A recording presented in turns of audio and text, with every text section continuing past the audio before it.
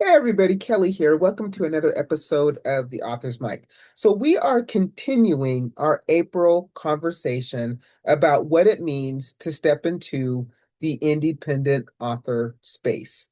So this entire month, we've been slowing things down and looking at the journey before we jump into like tactics and strategy stuff.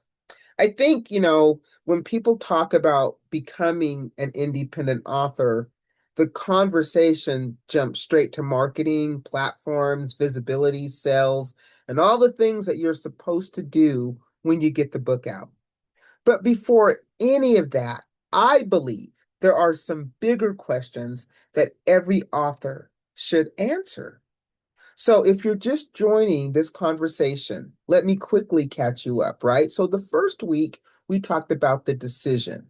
The moment that you decide that you're actually going to take your book and put it out into the world, not just write it, not just keep it on a computer or a tablet or even up here in a notebook, but that decision where you actually decided to publish it and allow people to read it. That's huge. That's the first thing we talked about. In the second week, we talked about defining your lane because being an independent author can mean a lot of different things depending on what you're trying to build. Some people are writers, some people are entrepreneurs, others are publishers, some are educators or speakers, and some people, like myself, eventually realize that they're building something bigger, like an ecosystem. So, last week we talked about the reality of the space, and that reality becomes currency. Reality can be burnout as well.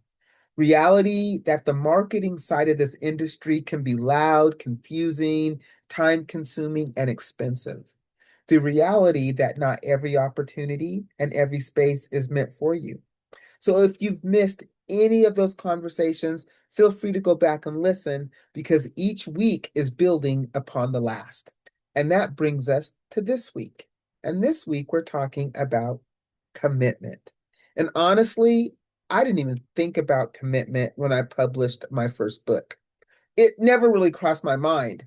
When I put my first book into the world, commitment, I was really thinking about finishing the story. I was thinking about seeing that book in print.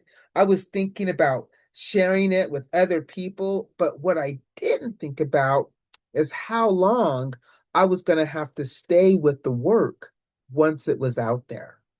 How long was I going to talk about the book? How long was I going to promote the book? How much of my life of was I going to commit to writing, right?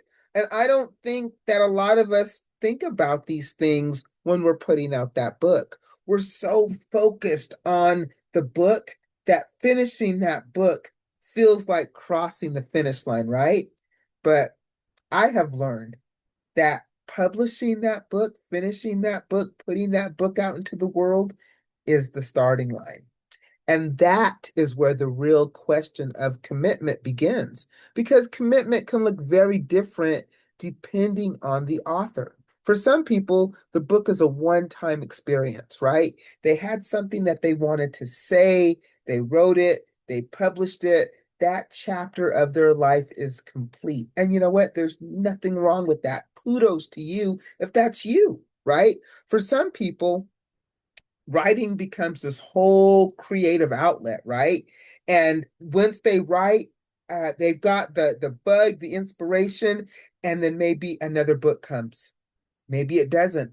Maybe the joy is just simply in the process. And there's nothing wrong with that, Lane, if that's you, right? Then there are authors who take writing very seriously, but it exists alongside of their other lives and responsibilities.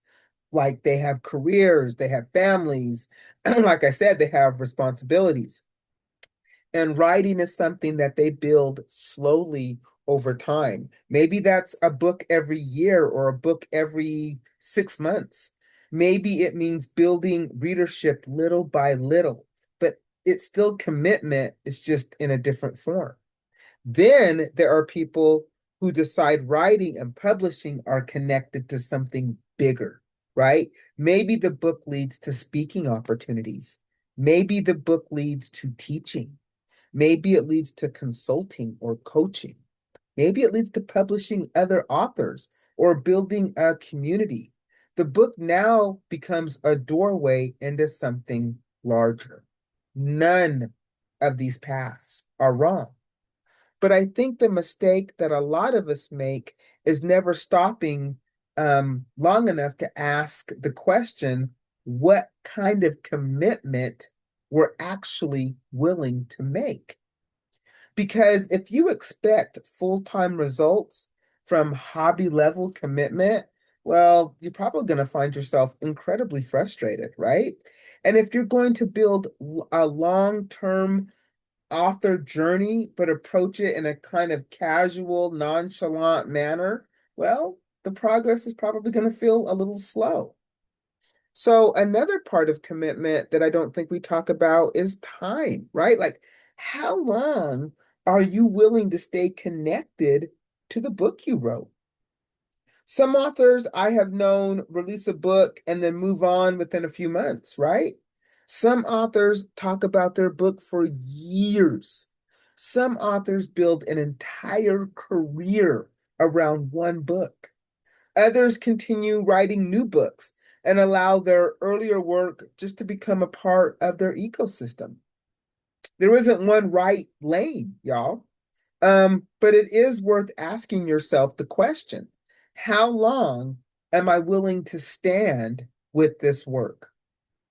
Because sometimes, the life of a book shows up later. A reader may discover it unexpectedly, right? A conversation may happen in the right room at the right time. The book reaches someone at the exact moment that they needed it. And those moments don't always happen right away, which means commitment also doesn't mean staying in the exact same lane forever. Commitment looks like growth, y'all. You can pivot, you can evolve. I know that when I look back, when I published my first book, which was You Sound White, I wasn't even thinking about building platforms. I wasn't thinking about building ecosystems. And I was definitely not thinking about building communities. I was thinking about that book, right? That's where my focus was. But over time, the work started pointing me into different directions and opening up different doors. And so I just followed where it led. And then there's another form of commitment, right? That's staying engaged long enough to see what the work becomes instead of forcing the journey to look a certain way. So if you're an independent author and you're thinking about becoming one, right? I think I said that wrong. If you are an independent author, or if you're thinking about becoming an independent author, here is the question that I want you to ask yourself this week. What kind of commitment am I willing to do to make this work? What kind of commitment am I actually willing to do to make this whole book author thing work? Is this a one-time experience? Is this a creative outlet? Is this a long-term body of work? I don't know. Is this a business tool, maybe? What about a career? Is this a career for you? There isn't a right or wrong answer, y'all. But being honest about that answer can change how you approach everything that comes next. So you have to really think about it. It will really change how you approach your time, your expectations, your strategy, and the journey that you're actually building. Because commitment isn't about doing everything. It's about knowing what you're building and then deciding how long you're willing to build it. So think about it, y'all. Give yourself time enough to ask yourself those types of questions about commitment. And I'll go through them one more time because I think they're so important. Because honestly, I had to ask myself these questions. What type of commitment are you actually willing to do to make this whole book thing work, right? Is this a one book experience? Is this a creative outlet? Is this a long term body of work? Is this a business tool? Or is it a career? Once you're honest, you can decide the level of commitment. All right, y'all, let me give you my laundry list of things before I let you go. I'm going to lead with TrustBridge. TrustBridge is my curated introduction service. Go to TrustBridge Author Services. Check it out. This could be your lane. If you are somebody who's seeking visibility, I will do all the heavy lifting for you. Go to TrustBridge Author Services, learn all about it. If you are and a creative in this space and you'd like to share this platform with me, I have guests every Monday. Come be a guest on the Author's Mic. Go to my website, brightheadedpublishing.com. Go to the Be a Guest tab, hit Be a Guest, boom, you're a guest. If you are on your writing journey, I have a free guide on my website. It's called So You Want to Write a Book. Go get it. It's yours. It's free. Start your journey. If you want to support me as an author, I've got 2 books out there. Wait for it and You Sound White. Both available from yours truly. I will sign them. I will ship them at no charge. But you know what? Do you get them wherever good books are sold? And lastly, we do have a book club. It is called the IRS. I'm going to say this every single blessed time I'm in front of this camera. It is my goal to grow this book club as big as I can. Why? Not for me, because we only read independent authors. So my goal is that when we read independent author's book, the number of eyes that we put on that person's book is just so incredible. We can make such an impact. So if you want to support an indie author, join us as a reader. All the information is on the website. And then as an author, you can pitch us as well.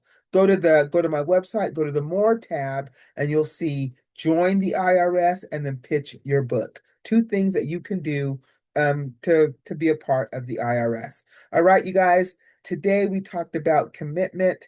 Join me next Wednesday as we kind of what am I trying to say? As we close out this series, Fridays, BTA Fridays. I'll catch you then.